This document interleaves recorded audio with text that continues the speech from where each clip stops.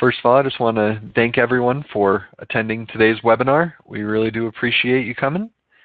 And today we're going to have a presentation by the great Bobby Fossen. He's going to be talking about how you can save material using nesting with Flexi. And Bobby's been doing Flexi training for years. He knows all the ins and outs. So he'll show you a few of those tips and tricks in today's webinar. And then after that's over, we're going to have a Q&A session. So if you do have any questions about Flexi, either about nesting or about anything else, just go ahead and type those into the chat window in the bottom there, and Bobby will answer as many of those as we can. And I think that'll be everything. So with that, we'll turn it over to Bobby. Sounds good. Good morning, everybody. Thanks for taking the time out of your business day once again to join our webinar on the Flexi software. Today we're going to be going over some of the nesting functions, and the real purpose behind nesting is to actually save on materials as well as your actual job cost. You're going to be able to actually compact a lot of your information into a much smaller area, therefore save on material. It's also going to save on actual print time because you're going to reduce the gaps. You're going to tighten everything together, and once you have a file ready to go, you'll actually see in some of the demonstrations that I've got, the overall length of the print is going to be reduced dramatically, which then at that point just directly relates to a cost savings on time. So something that's going to take 20 minutes to print may only take 14, 15 minutes, but those 5-minute jobs or 5-minute time savings do add up.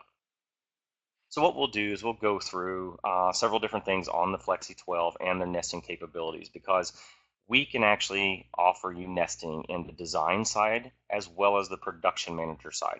And there's primarily 3 different techniques that we're going to go over today. We're going to go over just your basic job nesting, then we're going to go over the TrueShape nesting, and then we'll go through actual job nesting in the production manager. So we'll go through some of those and just kind of give you an idea. One thing I do want to bring up is make sure that within your Flexi software, click on the knowledge base at the far right hand side under resources. You'll be able to search nesting as well as any other features within the software and get a pretty good idea of how to operate those features. So we'll go ahead and get started on this, because I've just got some basic files, and this is not really rocket science, but it is one of those things that, hey, we can save you a tremendous amount of time. So on the design side, what we've got is I actually just have 4 or 5 different images here, and these are all just basic images. We'll actually, or basic text and vector graphics that are actually laid out in Flexi, and then we'll show you the images through the production manager side here in just a few minutes.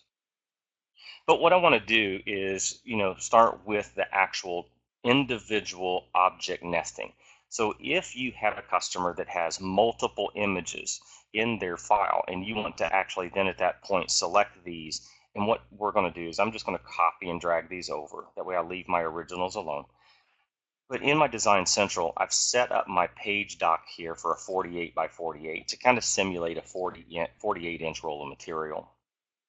So if you have multiple designs that you want to actually nest and get tighter, what you'll be able to do is select all 5 of these designs, and then from there you can go up to the Arrange menu, and then we actually have a nesting option.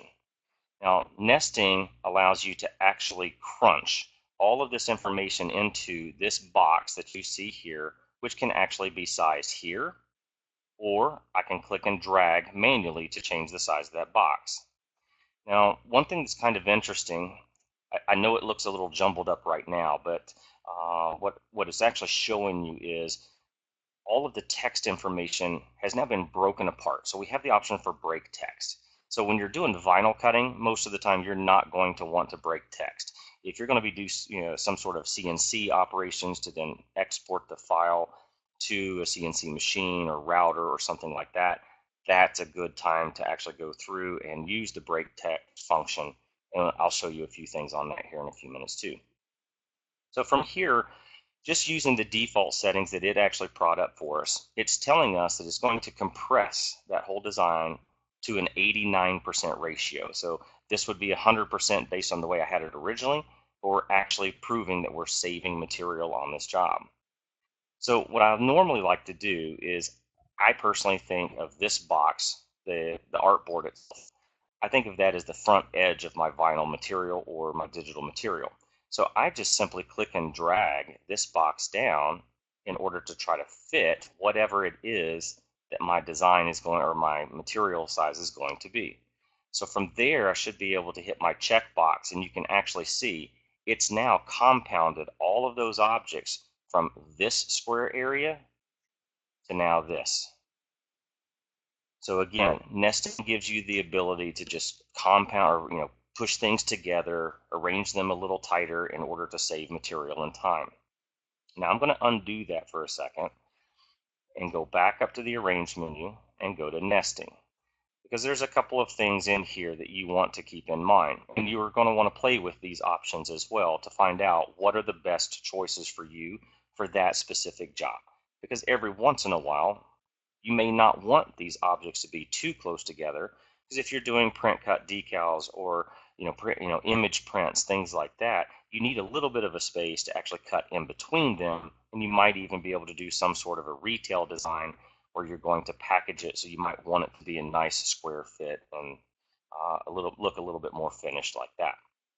But from here, we have the option in this middle section here to actually control the actual space in between the gaps, or create gaps in between the objects themselves. So if I go ahead and increase this, you see it actually is now increasing the width of the material because I'm actually putting a space in between each one of these objects.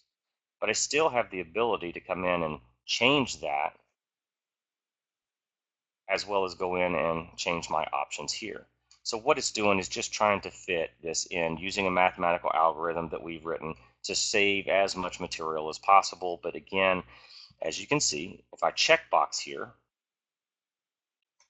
there's going to be times you might need to move an object or something there to get it to be a little bit more manageable. But we're doing a lot of the hard work already for you.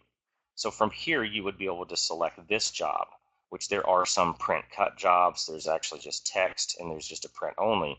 We could then actually send this job or this selection only to my rip and print screen for my printer, whatever it may be. And if there's a contour cut, you'll see that there is a contour cut option here to tell it which device to go to, as well as what marks that you want to put on that object as well.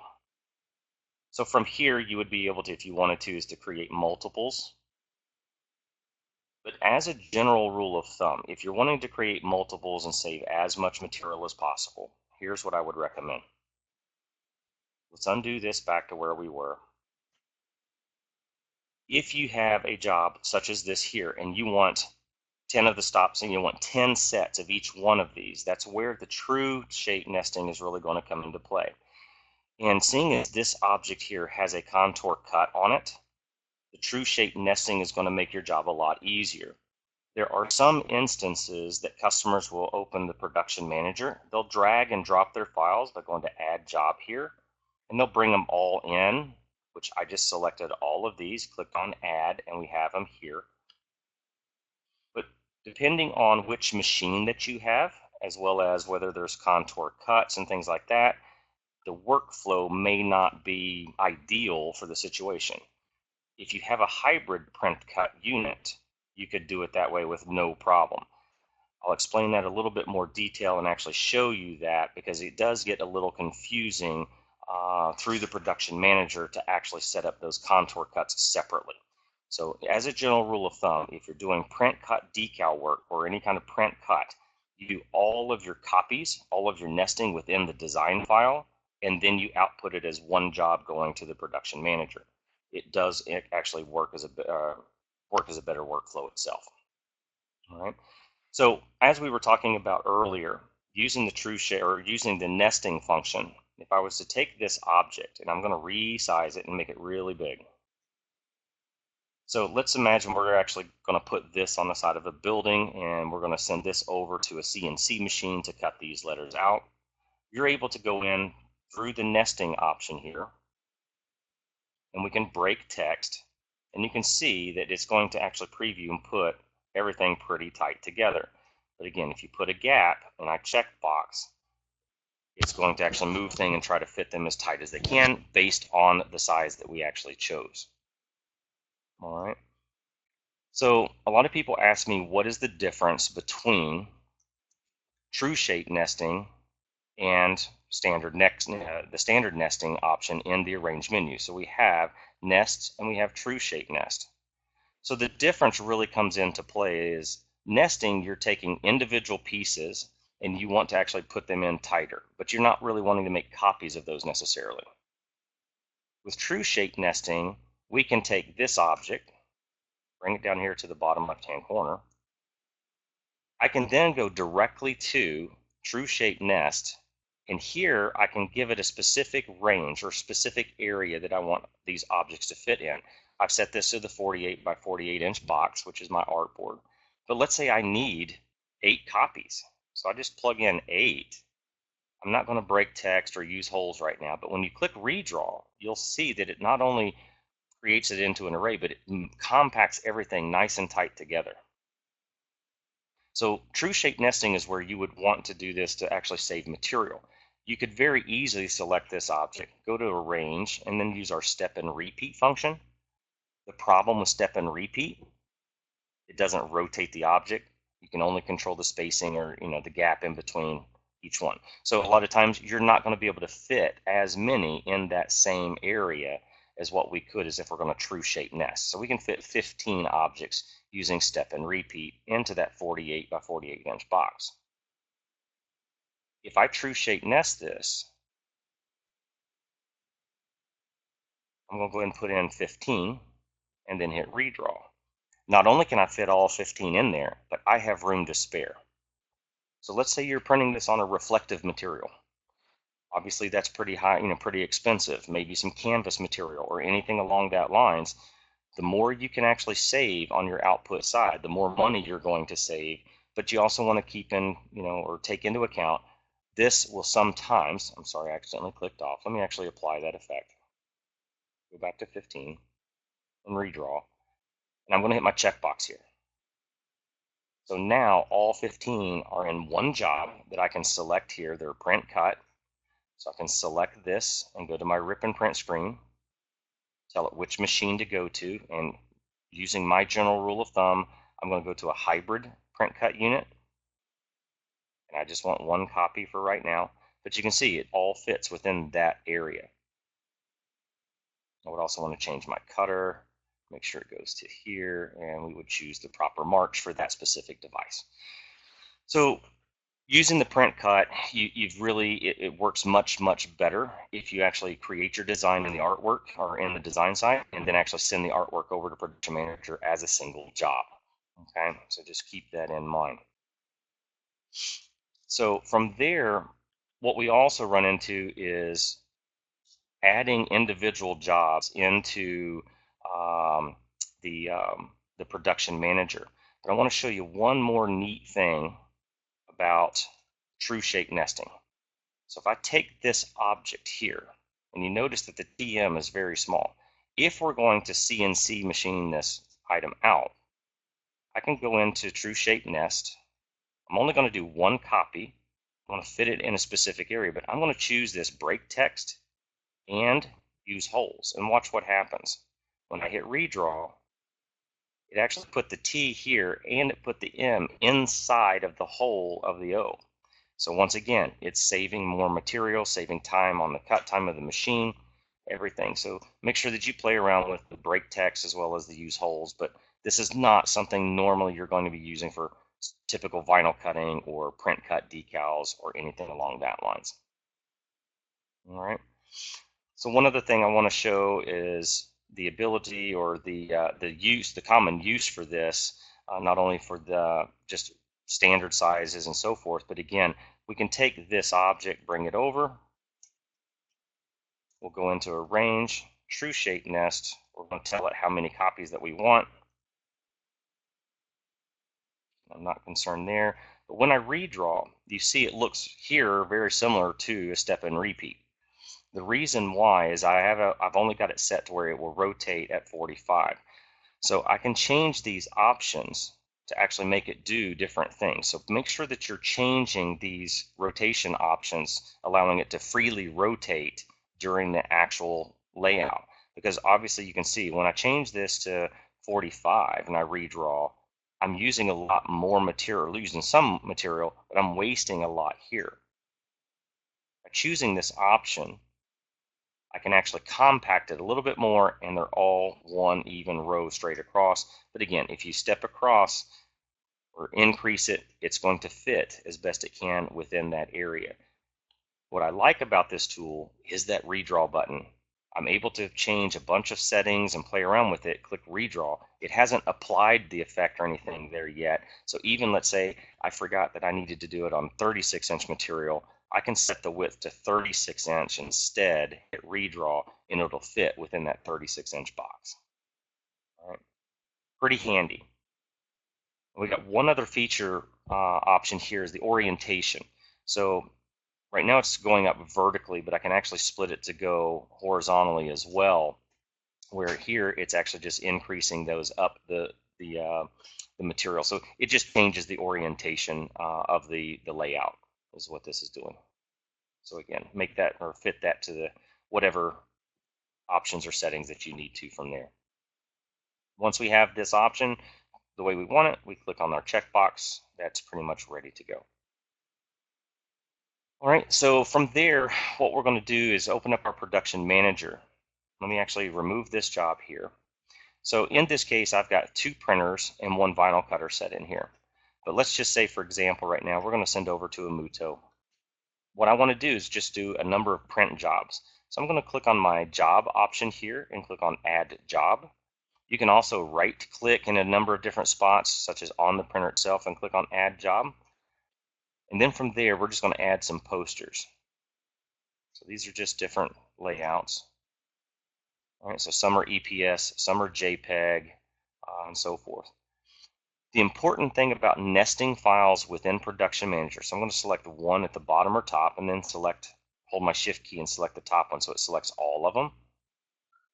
In order for this nest button to actually be active, all of these files have to be set at the same profile, or at least the same resolution and same material.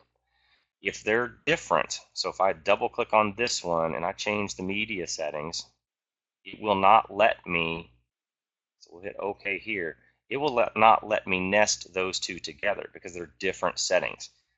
One individual job print cannot output in different resolutions on the fly. So each one of these need to be exactly the same setting. So we'll start with just these 3. And I'm going to click on Nest. So what it's done is it actually created one single job with all 3 files inside of it. So I can now double click on that and it shows me a preview. Let me zoom in just a little bit here so you can see it a little better. So it gives you a preview of how they're going to fit in place. But you're not finished here. For one, you can select these objects by using my select tool down here. I'm going to select all 3. Let's say for whatever reason I need all of these centered in the material, so I can center those vertically here and then drag those over. I can go back. I'm going to uncheck this, which makes it go back to default because we're manually nesting everything here right now using all of our settings. But if we wanted it to print on the left-hand side of the machine, let's say you've got a little bad area on the right or something that you've already printed in this area, you want to rewind your material and save a little bit, I can push this over to the left-hand side and slide those over to the media. Oh, sorry. Hit the left arrow here, and we should be able to zoom out. Went down. So now you can see that all 3 of those jobs are lined up pretty much on the left-hand side with each other. They keep them in the same row, but I can also adjust all of them to the left-hand side of the machine as well. So a lot of these tools here, they're just simply alignments. So I can select these, I can push these back over to where they're all 3 aligned to the right. If I want them back over on the right-hand side, should be able to push here, and it's going to align it to the right edge of the material. Now, one thing that does come into play, and I have had several questions on this, is when you select these objects and you choose this option here, it's aligned vertical, but note that it is to center of page. When you click on that, it puts it in the middle of the page based on that number. Okay, so you need to be really careful with that. Otherwise, you're going to send out 900 inches of material before it starts printing. Now, what I keep doing is in order to get it back to the default setting, I'm unchecking and checking manual setting.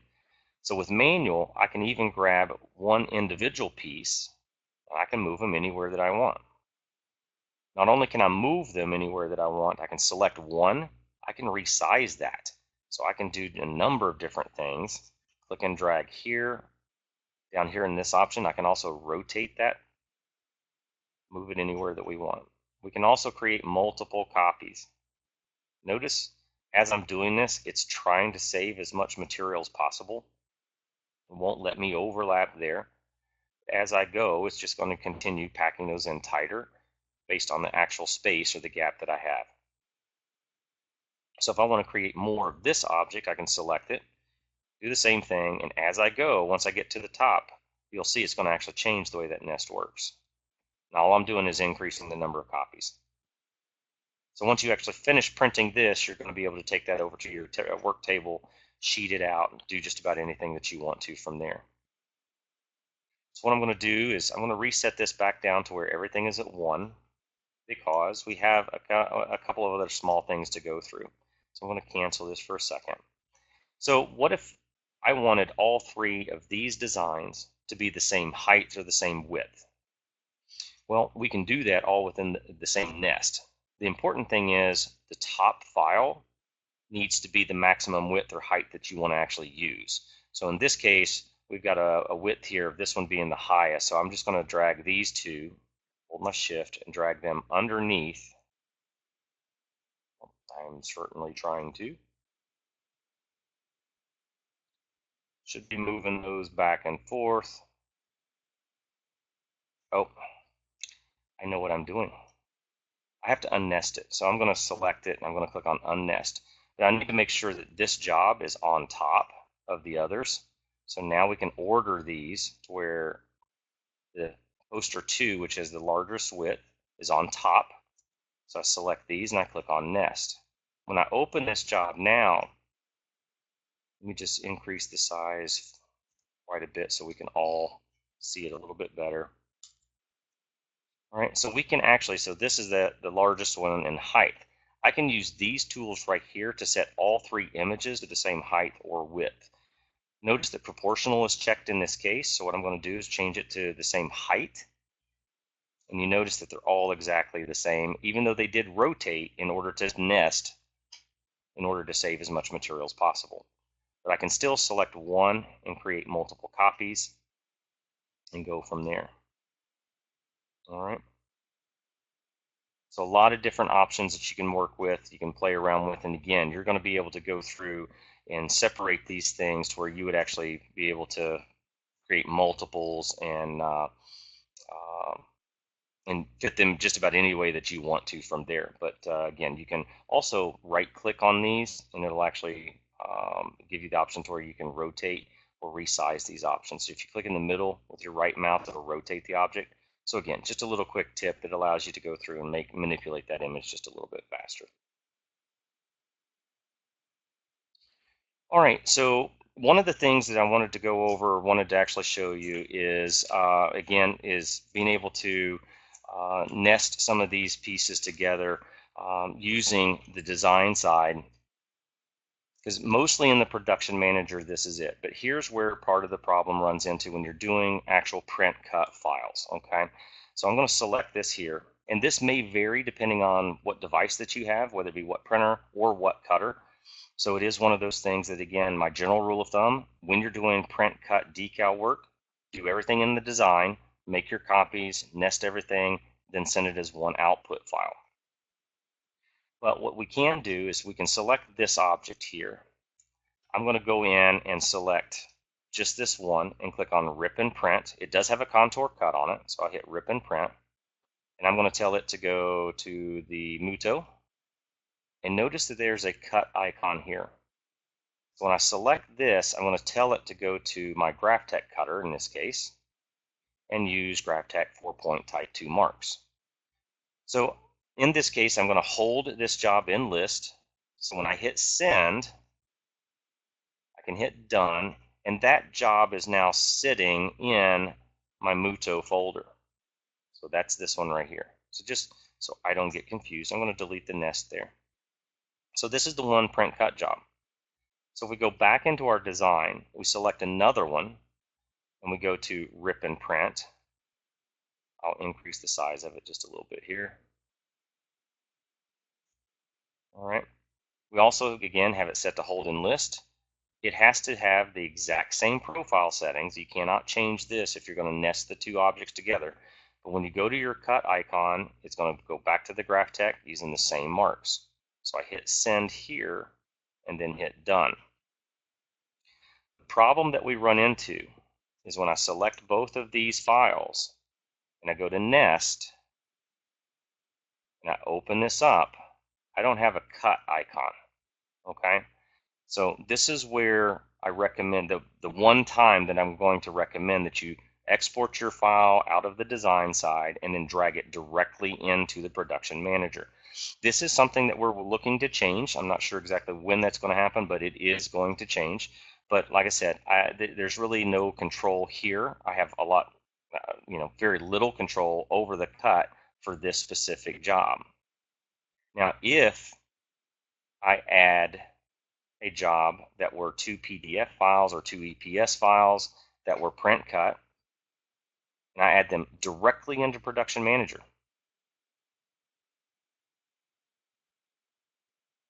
Let's see here. There we go. So now we have these two, which you can see each one individually, and both have print cut. So I'm going to select the two, and I'm going to click Nest. So now when I double click on it here, you see that I have actually a cut icon. So I can give it all of the settings that I want to or need to in order for that job to cut properly. I can also go over and tell it and make sure that it's going to the right cutter using my workflow tab here, make sure it's going to the graph tech. I can also send to the other one as well if you wanted to. But this is about the only time that you're going to be doing this is if you have a print only machine, you have a separate vinyl cutter. Just keep in mind, design your file, export the file as a PDF or EPS, then manually drag it directly into Production Manager. Now you can go through and select an individual piece. For example, I can create copies, or I can rotate, or anything there. And whenever I send this job over, it's going to actually send the two files. It'll send the rip job to the printer. It's going to send the cut file over to the vinyl cutter, and it will hold and wait. And then you'll actually be able to release that job once you're finished either laminating it or after the print job is finished. But all of the other alignment tools still function the same as well. All right. So again, I hate to stress it, but if you have a hybrid print cut unit, it's no problem to do nested jobs within the Production Manager or on the Flexi Design side. If you have two separate machines, I almost always recommend create all of your print cut files here, for example, nest those together properly. Now send this file to cut in order for it to actually be a better workflow overall. All right. So I hope that answers a few questions about the nesting options. And again, the purpose of the nesting is to save you money. It's also going to save you some maintenance times on your printer, because every time that printer makes a scan pass, it counts over a period of time. It's going to want you to do a maintenance, or it's going to want to do a purge, or something along that line. So it's going to dump a little bit of ink excuse me, into the drain bottle. So the less space that you can have for the same amount of jobs, again, you're saving time, you're saving money on material, probably save some on ink, but again, also on your labor time. And it's just one of those things about the Flexi product that I love so much. On the front end side as well as the back end side, I can save you 15 minutes a day by the time you sit and learn all there is to know about it. And that's going to add up to average shop hour. You're looking at about $5 grand a year. So hopefully nesting or going over some of the nesting functions, you'll be able to put into place or put into practice and be able to start saving some money and time. So with that, I'll go ahead and open it back up to Stuart and see if we have any questions that we might be able to answer for you, and certainly try to help out. Okay, perfect. Thank you so much, Bobby. Looks like we do have a couple questions that came up during the presentation. Scott asked, is it possible to run simulations for more than one size material? For example, will I get a better yield from 2 5x12 sheets of plywood or are 3 4x8 sheets better? Yes, it's a little bit of trial and error, but essentially what we can do is, let me actually get back to where we are. So let me delete this out. So we take this option, for example, here. I have my 4x4 sheet here, but I believe what you're really wanting to do is, if we were to go into Arrange and go to TrueShape Nest, we can actually set up our size here. So if we set that to 4x8, we can actually increase the number that we want to whatever it is that we can fit in there. So let me actually zoom out just a tad bit to where we can redraw for you. So you'll see that it's going to fit within that 4x8 sheet. But what it's doing is, I've got it set to 500. So let's just back it to 250 or so and redraw. Once it reaches that 96-inch threshold, it throws it onto another sheet, okay? And then it starts the nest all over again. So in this situation, if you have 250 to do, more than likely a 4x8 sheet is going to be it. But if you actually have a 4x10 or something like that, you'll see when I redraw, you'll be able to fit more there, and you might be able to get by with just a 4x4 sheet instead. The other option would be is to select all of these, or select one and copy it, and then do one on a 4x8 sheet, one on a 4x10, and see how many that you can fit on those. But the redraw should help you with that. Okay, excellent. And then Nathan said, does each piece of art need to be independently grouped, or will this still work with ungrouped items? Ideally, what you want to do is you want to group these objects. I would highly recommend that, especially I ran into a situation where we have, in this piece, we've got several different objects. We've got a contour cut. We have the several rectangles with rounded corners. We have two different colors. We have text and so forth. So I have seen where, when we do break apart, use holes, things like that, if it's not a grouped object, it will actually split it apart. So it is one of those things that once your design's finished, I would recommend, if it needs to stay together, select it and make sure you either Control G or right click and group. So just make sure that you do have those grouped together. Okay. Let's see, we've got one from Mike. Says, when nesting a file for export to my CNC guy, sometimes it's important for the justification to count. An example is if we're cutting brushed aluminum and the brush needs to go in the same direction for all letters, horizontal or vertical due to the brush. Yeah, I could definitely see that. And in that situation, I would recommend, I would think, if we're going to take this object itself, and again, just resize it a little bit so we can see it. This is just one piece. We can go to the Arrange menu, go into Nest, and from there, I believe we have the option that we set this to a 0, and everything's going exactly the same direction. That way, again, every piece is cut. If the grain is going left to right, every one of those letters are also going left to right. But again, that's what I was kind of getting at, and making sure that you're aware of. When you go into these settings, make sure that you change this angle here to get different effects. Because if you want to get something even a little bit different effect, you can go through and it'll change these up, and depending on the image, it'll vary a little bit. If you want all the grain going the same way, set it to 0, and you're set and ready to go. Excellent.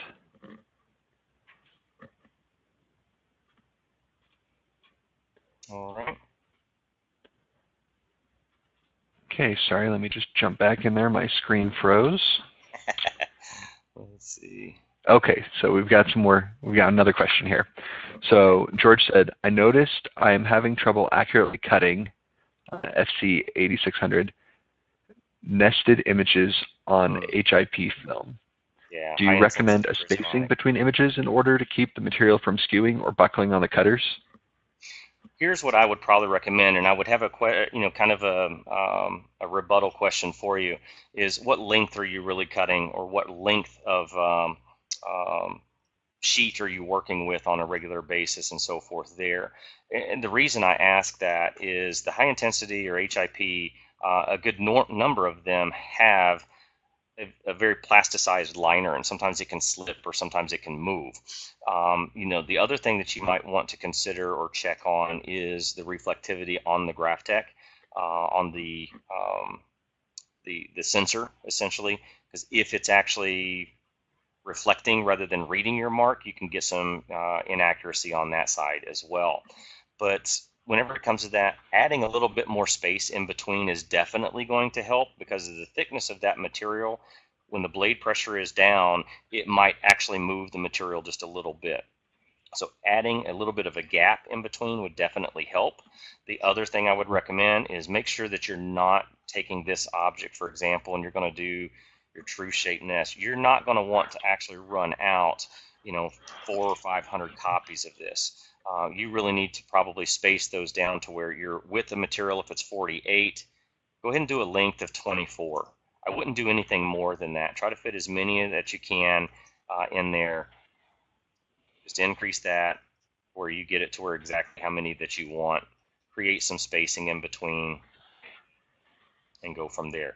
If it's too many, it'll kick onto the next page. So drop that down, redraw it, send just this section.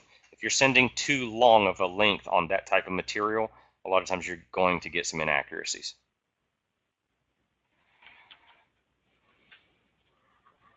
Okay. And then Jerry just wanted to know if the presentation will be available later for viewing. And yes, Jerry, we are recording it, and we will be posting it on our YouTube channel. I'll put the link here in the chat window, but we'll also be sending everyone who registered an email with a copy of the link, or you can search for the SAI channel on YouTube. You got it. And the only other thing, or one other thing I want to make sure that everybody's aware of is going into the help site, essentially, is making sure that you're aware that you can go to our website, which is thinksai.com. And for one, you'll be able to actually go look at other events. But if you have questions, you have problems or anything there, you can click on the contact. We have our sales number here, and then you can always go to tech support, choose the product that you have questions on, give us a little detail. We'll get that, and we can give you a call back, or you can call in and we can help you out.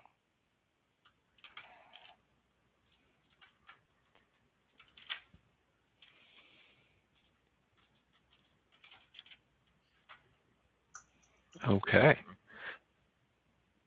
And Matt, you took a video capture. That would be all right. Yeah, if you save that, that's fine. And Kylie had a question. Said, I have a client who wants labels individually numbered. I typically use step and repeat to create boxes and then serialize to create the numbers. It would be a pain to group each individual label together to then be able to nest them. Do you have any tips?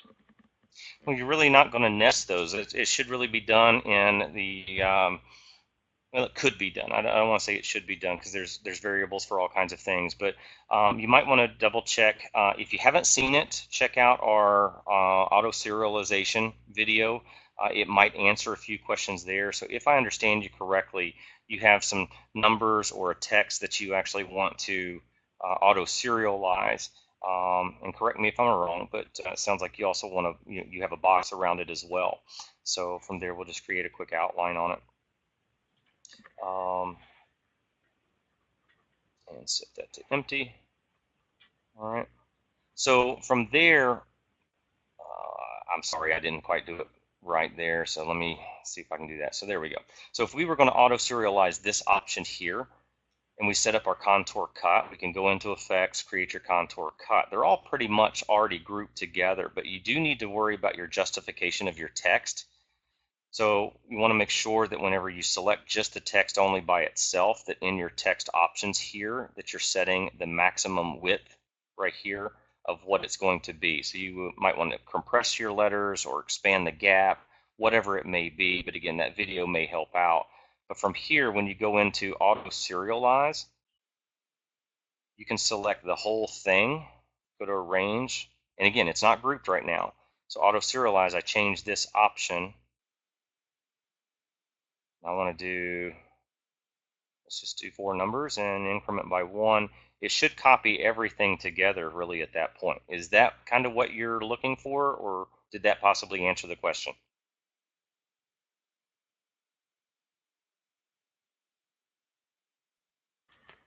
All right, Kelly said, oh yes, thank you.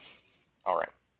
So one thing about the auto serialization that I did not show real quick is whenever you're selecting these objects and you auto serialize, we put in our 1, 2, 3, 4 or whatever, you have the option here to change the number of copies as well as the number of columns. So if you want just 2 columns with 4 in it, giving us a total of 8, you have that option to choose, and you can control the vertical and horizontal gap or distance in between each one there. So when I hit finish here, you can see there, put them all together. But it only serialized those specific ones because I only chose 5 numbers. Okay.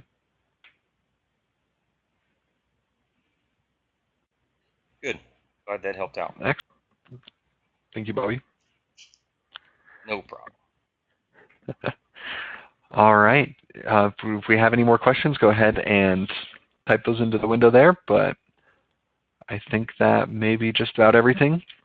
So once again, we will be posting this on the SAI YouTube channel. I've got the link there on the bottom, and we'll be sending you an email. If you do have any questions, we've got Bobby's email up there on the screen, so you can go ahead and send him an email, and he'll do his best to help you out. And we really do appreciate you all coming today, and we will see you next month. Thanks again, everybody. Have a great day.